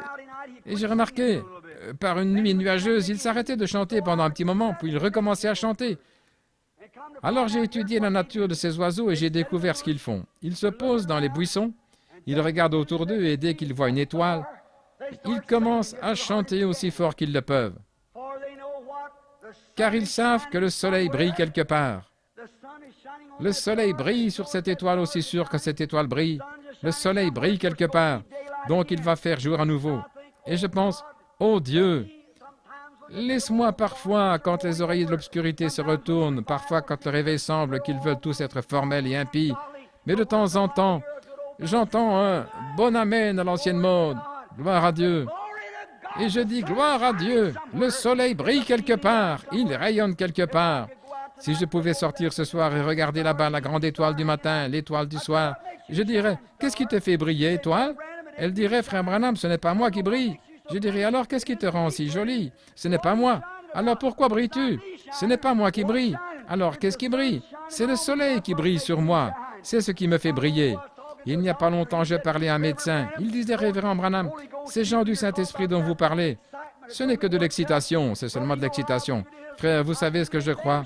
Je crois que ce n'est pas eux qui brillent, c'est la puissance de Dieu qui brille sur eux, qui les fait briller. Alléluia! Quand Dieu fait briller sa puissance, et la guérison divine, et les bénédictions, et les gloires, vous ne pouvez pas vous taire. Jésus a dit, s'ils se taisent, les rochers vont immédiatement crier.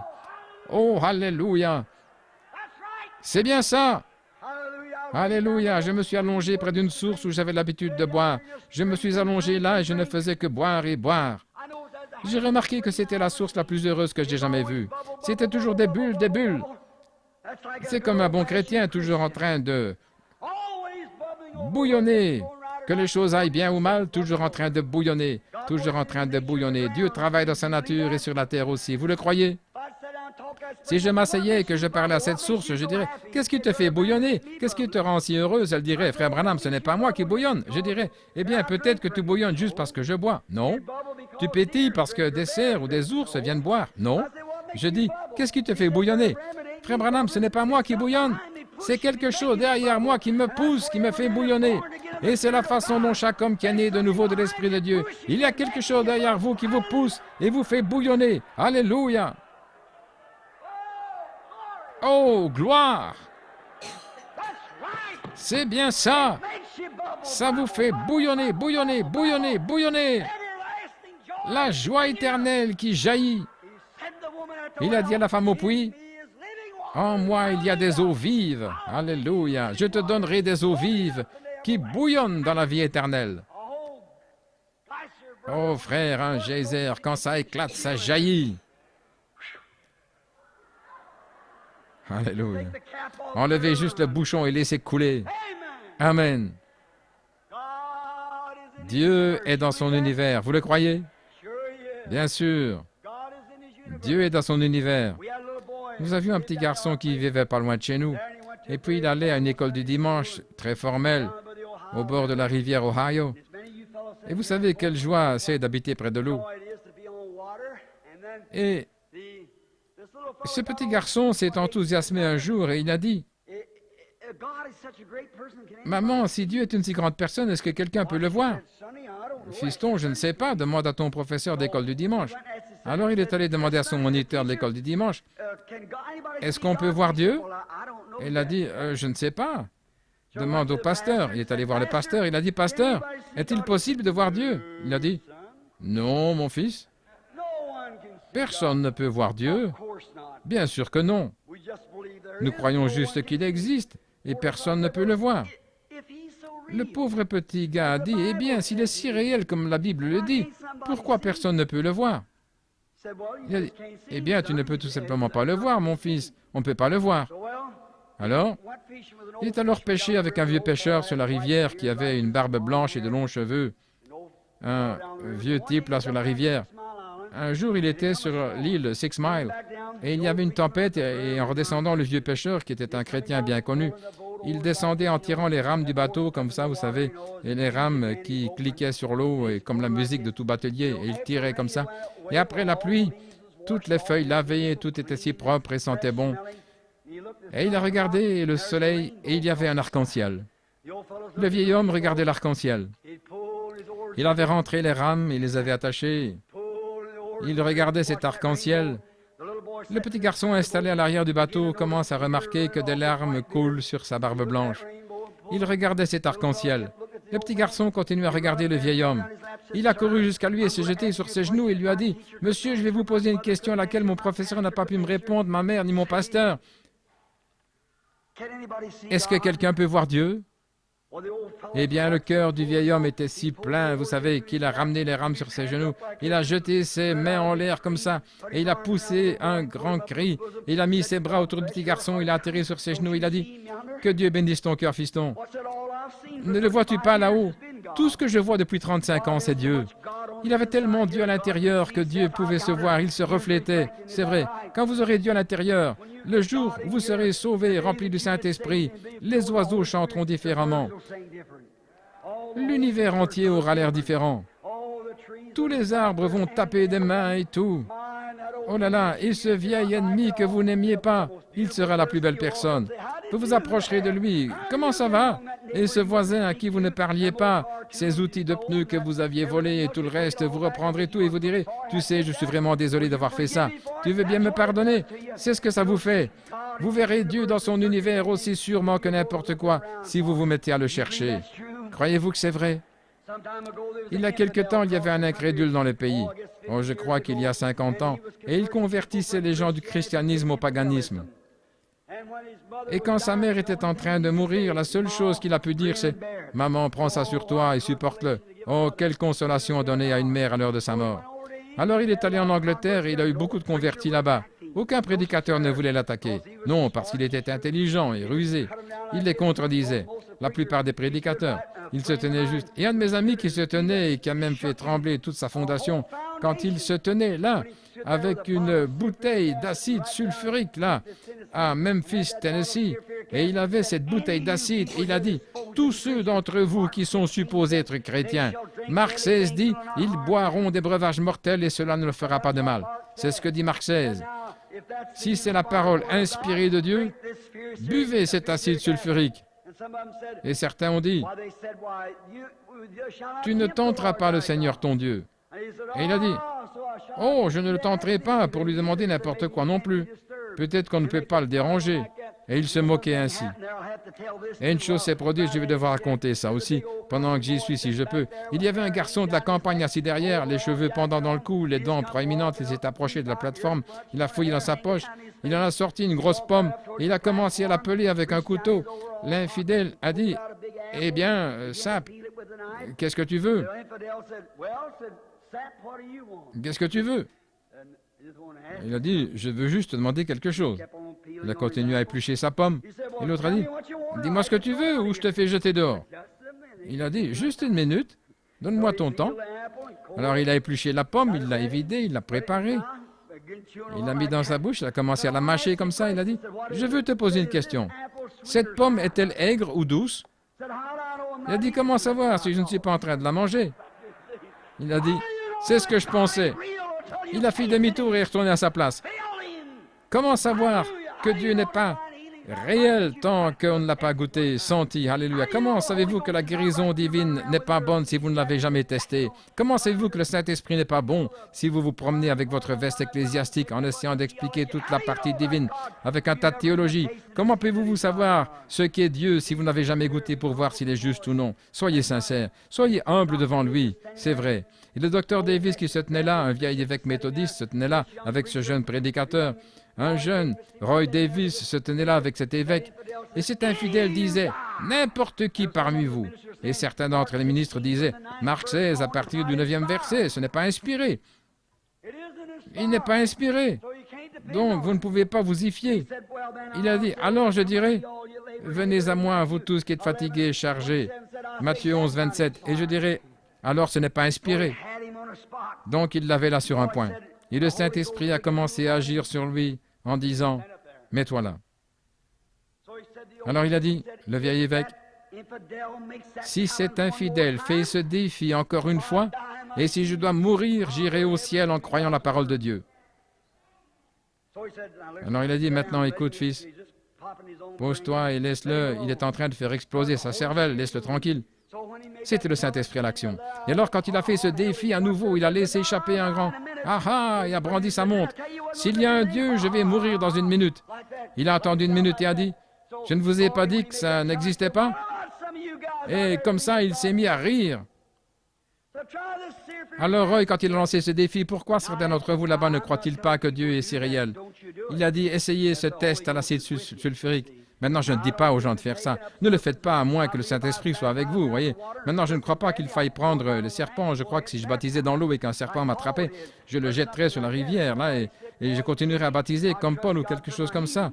Ou si quelqu'un me glissait du poison, je ferais confiance à Dieu pour ma guérison, c'est vrai. Mais je ne crois pas qu'il faille apporter des choses, dire « Viens ici et je vais te montrer ce que je peux faire ». Je pense que ça, c'est mal, c'est vrai. Mais le frère Davis est monté sur la plateforme. Nous avons une déclaration du notaire à ce sujet. Il est monté sur l'estrade, il a dit « Chrétien », environ 2 ou 3 000 personnes présentes. Il a dit « J'ai 25 ans », il a dit « Je suis un ministre de l'Évangile ». Et il a dit « Je sais que mon Dieu est capable de me délivrer de cela. » Mais il a dit « Néanmoins, qu'il le fasse ou non, je ne laisserai jamais cet infidèle se tenir là avec cela dans sa main et défier la parole de Dieu. » Il a dit « Je vous rencontrerai dans la gloire. » Et il l'a pris de sa main, il l'a bu jusqu'à la dernière goutte. Il s'est tenu là et a prêché l'Évangile. Et environ 1500 personnes ont reçu le baptême du Saint-Esprit au cours de la réunion. Alléluia! Oui. Et ce même infidèle, après être revenu, il voulait se reposer. Il est allé dans l'ouest du Colorado. Et il avait un camp là-bas et un jour, en marchant, il se sentait mal, sa santé défaillait. Et il a levé les yeux. Et le vent soufflait sur ces grands rochers dans les montagnes. Et il a dit, « Je me demande si j'ai eu tort. Oh, où que tu sois, qui que tu sois, regarde ces rochers là-bas. Ai-je eu tort? Est-ce que l'eau les a emportés comme ça ou est-ce que Dieu les a placés là comme ça? » Qu'est-ce que c'était? Dieu qui parle dans son univers. S'ils se taisent, les prédicateurs, les rochers vont se mettre à crier. Et là, cet infidèle est tombé à genoux et a donné son cœur à Dieu, parce que les rochers étaient un cri. C'est Dieu qui lui parlait à travers la mère nature. Alléluia. Dieu est dans son univers. Le croyez-vous? Oh mon Dieu, je pourrais rester là-dessus 1 heure de plus. Arrêtons-nous juste 1 minute. Dieu dans son univers. Je vais me dépêcher avec les autres rapidement. Dieu dans sa parole. Vous croyez que Dieu est dans sa parole? Chaque semence de Dieu, chaque parole de Dieu est une semence. Vous croyez cela? Maintenant, c'est juste comme une graine que vous avez plantée. Si c'est du blé, ça donnera du blé. Et chaque parole de Dieu, chaque promesse divine de Dieu s'accomplira exactement si vous la mettez dans le bon type de sol et la laissez pousser. Le croyez-vous? Placez-la et dites, Seigneur, c'est par ces meurtrissures que j'ai été guéri. Je suis guéri. Je l'accepte, Seigneur, et je ne dirai plus rien d'autre. Je vous le dis, mon frère, cela fait cracher la poussière au visage du diable. C'est ainsi dit le Seigneur. Je resterai là à vivre ou à mourir. Je resterai là, c'est ma conviction, c'est ma position. Je me tiendrai sur Christ le solide roc, tout autre terrain du sable mouvant. Restez ferme. Oui, en effet, il produira exactement ce qu'il a dit. Tout comme ici, j'ai remarqué des vergers où vous cultivez beaucoup de pommes. Vous prenez un petit pommier quand il est à peu près aussi grand, juste une petite pousse. Savez-vous que chaque pomme, chaque fleur, chaque feuille qui sera jamais sur cet arbre est sur lui à ce moment-là, le savez-vous?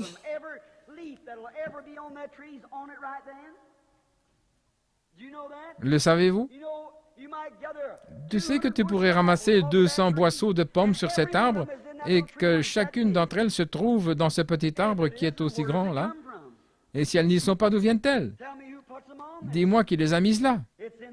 C'est dans l'arbre quand il a commencé. C'est ce que vous devez faire avec l'arbre. Vous prenez l'arbre et vous le plantez dans le sol. Et ensuite, vous devez l'arroser. Et comme vous l'arrosez, il ne fait rien d'autre que boire et boire. Il doit boire plus que sa portion.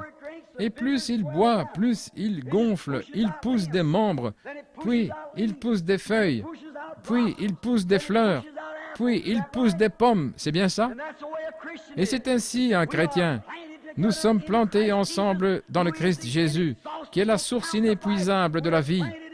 Nous sommes plantés en Christ et nous ne faisons que boire et boire et boire et pousser. Et tout ce dont nous avons besoin pour le voyage terrestre, la guérison divine, la puissance de Dieu et toutes ces autres choses sont dans chaque individu ici présent qui a reçu le baptême du Saint-Esprit, car vous êtes plantés en Christ. Alléluia! Le baptême du Saint-Esprit. Oui, monsieur, et tout ce dont vous avez besoin pour le voyage de cette vie, même l'enlèvement, est juste en vous alors. Ne rejetez pas cela, c'est la vérité. L'enlèvement est en nous maintenant. Je vais le prouver par l'Évangile. Ceux qu'il a appelés, il les a justifiés. Ceux qu'il a justifiés, il les a glorifiés. Alléluia. Alors au ciel aujourd'hui, nous sommes glorifiés dans la présence de Dieu en ce moment. Je ne fais que pousser dans cette direction. Gloire. Dieu est dans sa parole. Vous le croyez? Très bien. Il faut se dépêcher maintenant. On pourrait dire beaucoup de choses ici, mais Dieu est dans sa parole. Chaque parole de Dieu est une semence. Vous comprenez? Et vous devez juste vous y accrocher. Maintenant, beaucoup de gens regardent leurs symptômes. Ils disent, « Oh, frère Branham, ma main ne va pas mieux. J'ai toujours cette douleur. » Cela n'a rien à voir avec cela. C'est l'attitude mentale que vous avez envers Dieu et sa promesse.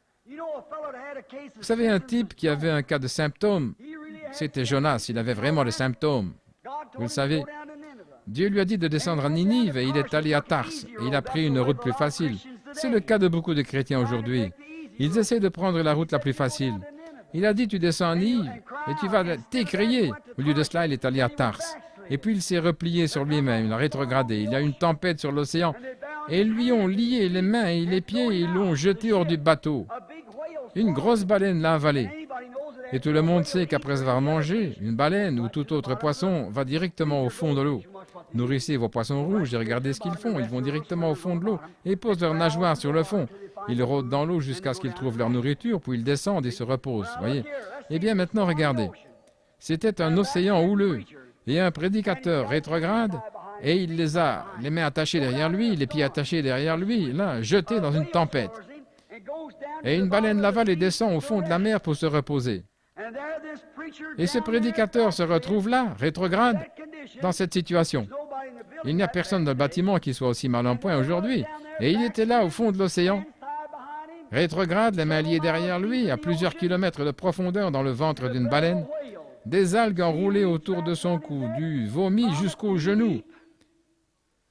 Et il a commencé à regarder par ici, c'était le ventre d'une baleine. Regardez par là, c'était du ventre de baleine. Partout où il regardait, c'était du ventre de baleine.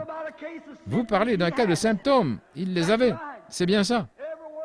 Partout où il regardait, c'était du ventre de baleine. Ses mains étaient attachées derrière lui, il était rétrograde et s'est retrouvé dans le ventre d'une baleine au fond de la mer. Le ventre d'une baleine, le ventre d'une baleine. Eh bien, frère, il n'y a personne ici comme ça aujourd'hui. Mais qu'est-ce qu'il a dit?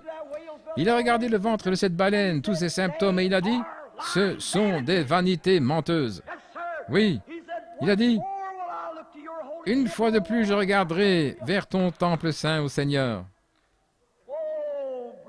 Oh, mon frère, une fois de plus, je regarderai, non pas le ventre de cette baleine, non pas ma condition d'infidèle, non pas mes mains attachées derrière moi, non pas où je suis, non pas la mer agitée.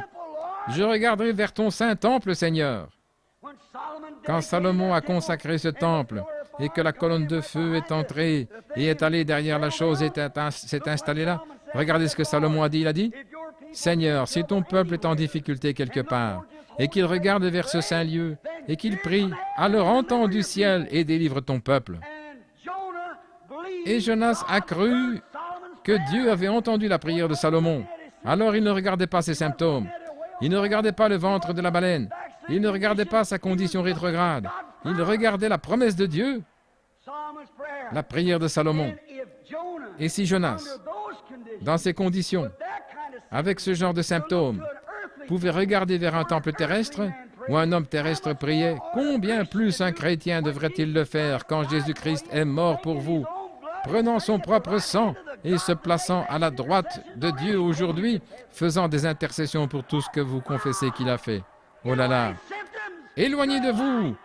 Éloignez-vous de moi, symptômes! Vous êtes une vanité menteuse. Je ne vous croirai plus. Jésus-Christ m'a guéri quand il est mort au calvaire. Alléluia! Tu me dis que je dois continuer à fumer des cigarettes, à boire du whisky. Tu es un menteur. Je refuse de le voir. Je regarde vers ton temple saint, Seigneur, où Jésus, le Fils de Dieu, se tient à la droite du Père en intercédant pour moi.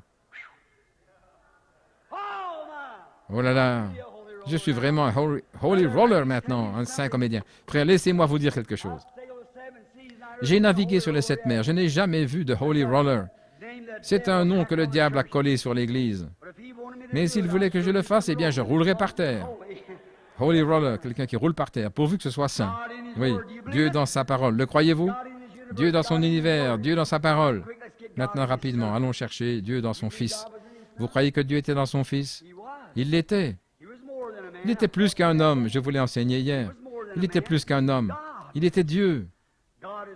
Dieu n'est pas, c'est quelque chose qui n'a pas été nettoyé dans la réforme, vous voyez ici. Beaucoup de gens disent, les Juifs essayent de nous dire, il y a des Juifs ici, c'est la plus grande pierre d'achoppement que les Juifs aient jamais eue, parce que nous ne rendons pas les choses claires pour les Juifs. Ils pensent que nous croyons qu'il y a 3 dieux absolument individuels. C'est un mensonge. Il n'y a qu'un seul Dieu. Absolument un seul Dieu. Il y a 3 dispensations, les 3 manifestations, mais le même Dieu à chaque fois. C'est comme une règle de 3 pieds. Vous avez 12 pouces ici, vous avez 24 pouces ici, vous avez 36 pouces ici, mais c'est la même règle. Dieu, le Père, se révélait, se déployait, essayant d'atteindre l'homme. Dieu, le Père, s'est manifesté dans une colonne de feu suspendue sur la montagne. Mais Moïse a redouté le tremblement de terre, n'est-ce pas? Si une bête s'approchait de la montagne, elle devait être transpercée d'un dard, et c'est exact. Puis le même Dieu s'est manifesté dans la chair et a habité parmi nous dans un corps né d'une vierge, afin d'ôter le péché. Croyez-vous cela? C'était Dieu le Fils. Vous le croyez? C'est le même Dieu. Mon Père et moi sommes un. Mon Père habite en moi. Ce n'est pas moi qui fais les œuvres, c'est mon Père. C'était Jésus qui parlait de son Père. Le même Dieu révélé ici-bas dans un corps de chair qui était suspendu dans une colonne de feu. La colonne de feu parlait à Moïse dans le buisson ardent. Il disait, dis à toutes les générations que je suis celui qui suis. Et Jésus se tenait à la fête et disait, je suis le je suis. Bien sûr, le même Dieu. Juste 12 pouces étant de 12 à 24 pouces étaient dépliés. Maintenant, la fois suivante, il s'est révélé, d'abord dans la colonne de feu, puis dans le corps né d'une vierge, son Fils, et maintenant, il fait son chemin jusqu'à l'humanité. Et maintenant, il se révèle dans l'homme pécheur qui a été régénéré de nouveau, vivant dans l'Église entière. En ce jour-là, vous saurez que je suis dans le Père et le Père en moi, et moi en vous et vous en moi. Oh là là, vous voyez? Dieu dans son peuple, alléluia, en train de sortir. Bien sûr, Dieu est en accord avec le peuple. Il s'est déployé de l'être surnaturel jusqu'à un corps né d'une vierge pour enlever le péché. Quand il est venu de Dieu, il est retourné à Dieu. Encore un peu de temps et le monde ne me verra plus, mais vous me verrez, car je serai avec vous. Je, c'est un pronom personnel. Je serai avec vous et même en vous jusqu'à la fin du monde. Voyez comment Dieu amène son chemin saint? Il ne pouvait pas descendre directement et sauter dans le péché. Dieu devait purger ce chemin, le nettoyer. Afin de le faire, il était une colonne de feu. Puis en tant que fils né d'une vierge, il a enlevé le péché des corps humains. Et après cela, Dieu lui-même a pu habiter parmi son peuple. Vous voyez ce que je veux dire? Dieu était en Christ, réconciliant le monde avec lui-même. Vous le croyez? Quand il était sur la terre, il disait qu'il était Dieu. Il ressemblait à Dieu. Il parlait comme Dieu. Il a prêché comme Dieu. Alléluia. Il a guéri comme Dieu. Il est ressuscité comme Dieu. Il s'est élevé comme Dieu. Alléluia. Et il était Dieu. Alléluia.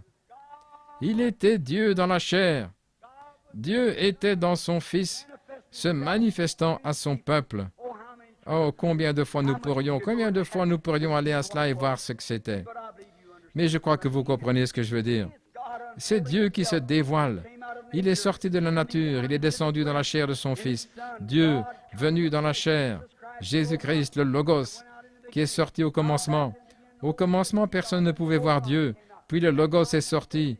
Puis Dieu s'est manifesté dans l'homme. L'homme a péché. Puis Dieu est descendu et s'est révélé dans la chair. Il a ôté le péché, il est revenu encore pour vivre dans les gens et leur parler, comme il l'a fait avec Adam et Ève. Alléluia! Maintenant, mes parents, avant moi, étaient catholiques. Mes frères, vous voyez, il ne reste plus grand-chose des catholiques en moi, en tant qu'être triunitaire, c'est exact, oui.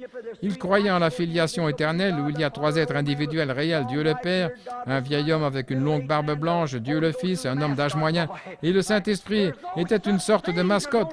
Ces choses-là n'existent pas, il n'y a qu'un seul Dieu. Et je ne suis pas du tout d'accord avec l'organisation de la Pentecôte qui appelle l'unicité, comme si votre doigt était unique. C'est faux, absolument, c'est faux. Jésus ne pouvait pas être son propre Père. Et si Dieu est un homme, alors Jésus est né du désir sexuel et non d'une naissance vierge. Cela règle toute la question, vous voyez. S'il est un comme votre doigt est un, alors quoi? Alors il était son propre Père. Comment aurait-il pu l'être? C'est faux. Jésus avait un Père.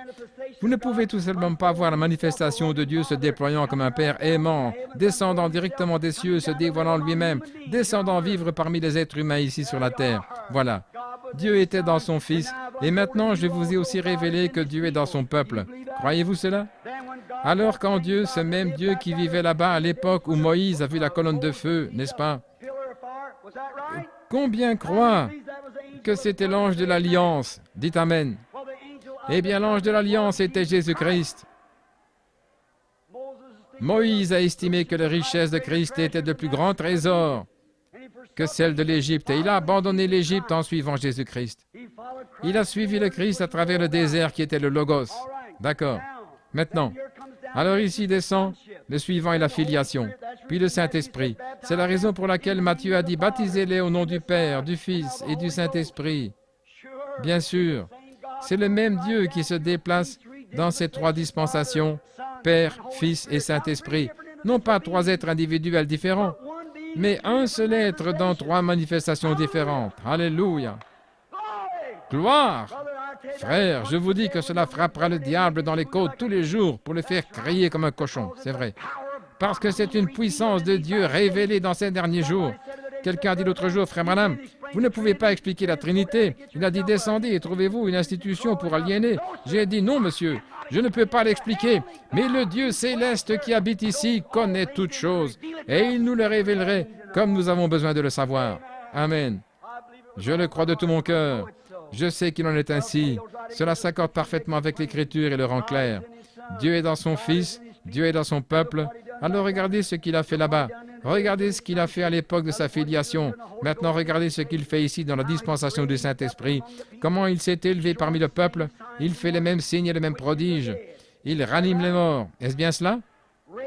Ressusciter les morts, ceux qui sont physiquement morts, les ramener à la vie. Lisez la brochure et voyez les déclarations. J'en ai vu 3 dans mon humble ministère. Les médecins les avaient déclarés morts et partis, décédés. Et par une vision, Dieu l'a montré, et ils sont revenus à la vie et vivants aujourd'hui. Écrivez et demandez-leur, et voyez si c'est vrai. Jésus-Christ n'en a ressuscité que 3 dans toute sa vie, pour montrer qu'il faut établir un témoignage de 3 personnes. Est-ce bien cela, que toute parole soit établie par la bouche de 2 ou 3 témoins? Alors Dieu vit dans son peuple aujourd'hui, parce qu'à l'époque où Jésus est entré à Jérusalem, il y avait une grande joie et le peuple s'est mis à crier « Hosanna, Hosanna, à celui qui vient au nom du Seigneur ». Et les vieux prêtres et les pharisiens et tous disaient « Faites-les taire ». Il me rend nerveux. Je prêchais ici il n'y a pas longtemps, il y avait une petite femme qui criait et hurlait à tue-tête. Et il y avait un homme qui était professeur d'école du dimanche dans une église baptiste à Jeffersonville qui disait « Billy, j'appréciais votre service jusqu'à ce que cette femme se mette à crier et à pleurer. » Il a dit « Comment diable pouvez-vous prêcher quand les gens hurlent comme ça ?» Et j'ai répondu « Je ne peux pas prêcher à moins qu'ils ne crient comme ça. » Je ne sais pas où je suis, je ne sais pas comment ils le reçoivent. J'avais un chien avec qui je chassais et on l'appelait Fritz. Il prenait n'importe quoi, n'importe quel arbre dans le monde sauf une moufette. Il ne voulait pas l'attraper. Il le plantait dans un tas de broussailles et ensuite il continuait à tourner autour du tas de broussailles en aboyant. Et la seule chose que j'avais à faire pour qu'il aille chercher ce putois était de soulever le tas de broussailles et de le tapoter en disant « Cherche, cherche mon gars !» Il allait attraper le putois. Et maintenant mon frère, chaque fois que j'entends un amen, c'est « Attrape-le mon gars !» Et la plus grosse moufette que je connaisse, c'est le diable. Allons le chercher dans un buisson tout de suite et allons le chercher. Allez, oui, attrape-le mon gars. Oh, a-t-il dit frère Branham, quand cette femme s'est mise à pleurer, il a dit, ça m'a donné des frissons dans le dos et j'ai dit, mon frère, si vous aviez la chance d'aller au ciel, vous mourriez de froid, parce qu'il y a des cris et des hurlements devant le trône de Dieu jour et nuit, qui crient Saint, Saint, Saint au Seigneur. Dieu est un esprit et ceux qui l'adorent doivent l'adorer en esprit et en vérité. Alléluia. Alors Dieu, le Père dans son univers, Dieu dans son Fils, Dieu dans sa parole, et maintenant Dieu est dans son peuple. Alléluia. Cette vie immortelle, vivifiante qui vous a sorti de ce tripot, qui vous a sorti du quartier des clochards, cette chose qui vous a pris et a fait de vous une dame, cette chose qui vous a empêché de fumer, de boire et de se mal conduire dans la vie, c'est Dieu dans son peuple. Cette chose qui, lorsque le Saint-Esprit prend la parole de Dieu et la pulvérise sur les gens comme ça avec sa puissance, votre cœur la saisit. Qu'est-ce que c'est? C'est Dieu dans son peuple. L'homme ne vivra pas de pain seulement, mais de toute parole qui sort de la bouche de Dieu. Alléluia. Vous dites vous êtes excité. Non, je ne le suis pas. Je sais où je suis. Je ne suis pas excité. Eh bien, mon frère, si je suis excité, laissez-moi rester excité. Je veux rester comme ça jusqu'à ma mort. Alléluia. Je profite plus de la vie en restant comme ça. Mais pourquoi? Dieu est dans son peuple, se manifestant dans la chair d'êtres mortels qui sont nés de nouveau. Est-ce que vous le croyez? Vous croyez que Dieu est dans son univers? Vous le voyez dans la lumière du soleil? Vous le voyez dans l'arbre, dans la fleur, dans sa parole, dans son Fils, dans son peuple. Alors voici Dieu juste ici. Amen. Connaissant les pensées des hommes, discernant les pensées, guérissant les malades, faisant voir les aveugles, entendre les sourds, faire marcher les boiteux. La seule chose qui limite Dieu est notre foi. Alléluia. Oh là là, mon Dieu. Je passe un temps formidable ici, un temps glorieux. Je passe un temps glorieux. J'ai l'impression qu'il n'y a pas de fin et que l'horloge continue de tourner.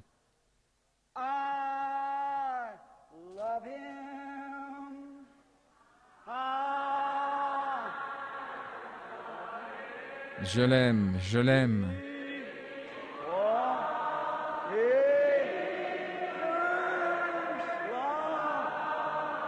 Parce qu'il m'a aimé le premier.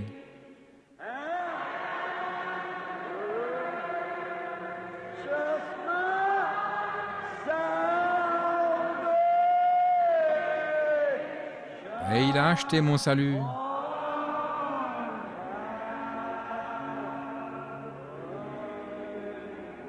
Sur l'arbre du calvaire. Préparons-nous à chanter maintenant. Fermez les yeux, levez les mains. Venez ici, frère Baxter. Que quelqu'un m'aide.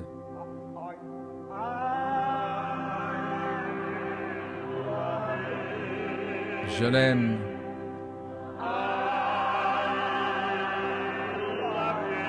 Je l'aime.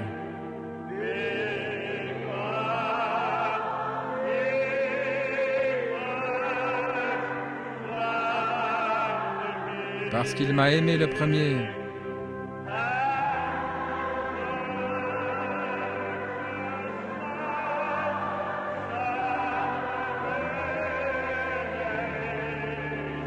Et il a acheté mon salut.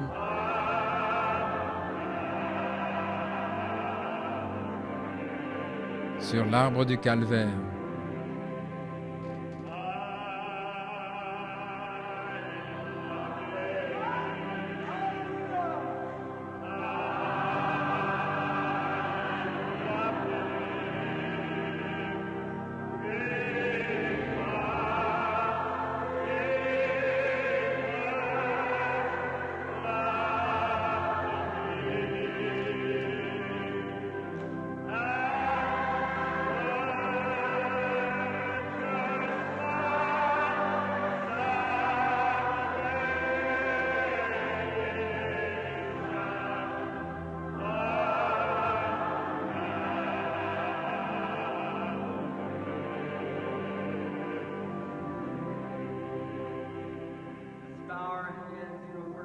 Inclinons nos têtes dans un mot de prière.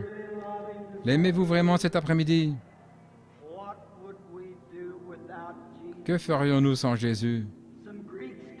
Des Grecs sont venus un jour et ont dit, « Monsieur, nous voudrions voir Jésus. »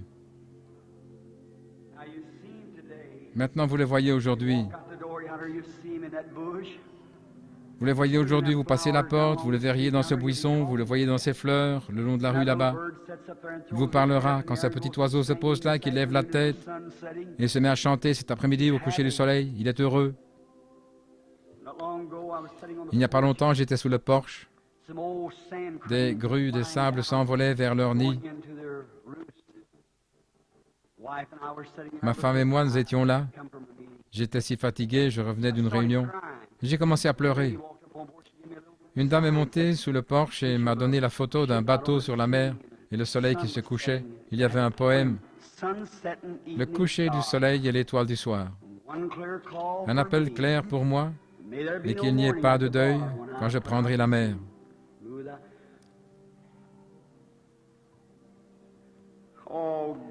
Oh Dieu! Mon cœur a commencé à battre rapidement. Des petits rouges-gorges se sont envolés dans un arbre. Dieu les avait nourris toute la journée, ils rentraient alors à la maison.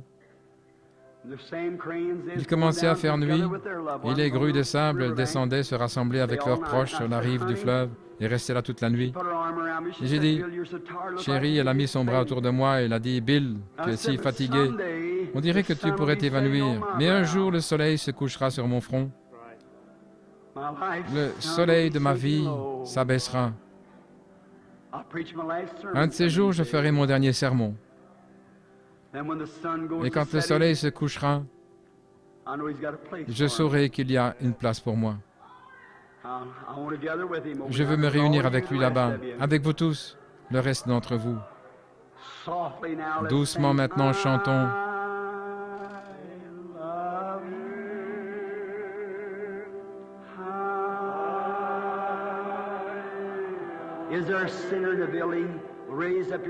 Y a-t-il un pécheur dans le bâtiment, qu'il lève la main ou qu'il se lève venant ici en disant « Je vais accepter Jésus comme mon sauveur ».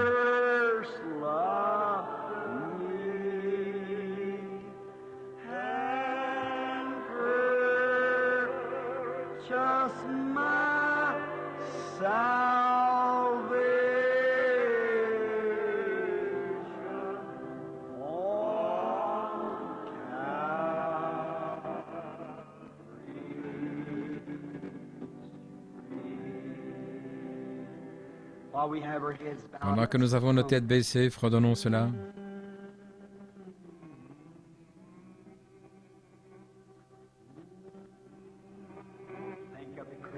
Pensez-y, chrétiens. Pensez-y, hommes et femmes pécheurs. L'ange du Seigneur est ici maintenant. Prenez votre décision pour Christ cet après-midi, voulez-vous? Si vous n'avez pas le Saint-Esprit, ne sortez pas sans lui. Si vous croyez que je suis son serviteur, ne partez pas. Restez ici, même si ça prend une semaine. Recevez le Saint-Esprit tout de suite. Un jour, on se rassemblera et le soleil se couchera. Pendant que vous avez les têtes inclinées, vos cœurs inclinés aussi, je veux demander à Frère Bosé de nous conduire dans la prière juste maintenant, pendant que vous avez la tête inclinée.